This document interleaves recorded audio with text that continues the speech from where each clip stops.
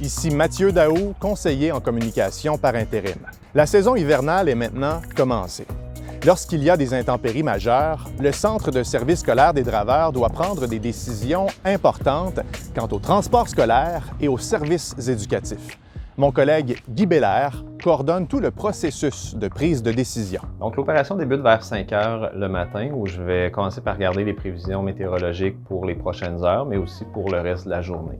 Je vais consulter différents partenaires. Je vais aller voir l'état des routes principales sur Québec 511, par exemple. Je vais communiquer avec la sécurité publique, la MRC des Collines, pour voir s'ils ont des choses à rapporter sur les routes. Je vais parler avec les déneigeurs, autant dans le secteur rural qu'urbain, pour voir où ils en sont dans leur opération, comment est l'état des routes et des trottoirs autour de nos écoles.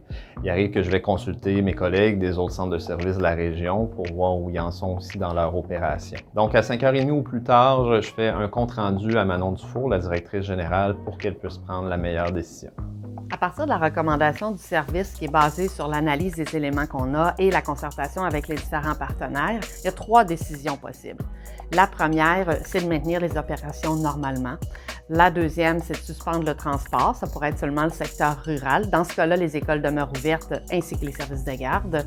Et la troisième, c'est de complètement fermer les établissements. Il faut comprendre qu'il y a des enjeux majeurs dans cette décision-là, notamment le fait que les élèves doivent fréquenter 180 jours d'école par année.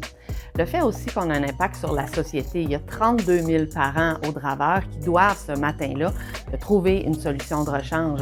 Des parents qui travaillent dans différents domaines, mais notamment dans les services essentiels en santé, par exemple. Alors, il y a de l'impact sur nos partenaires. Je dois considérer ça.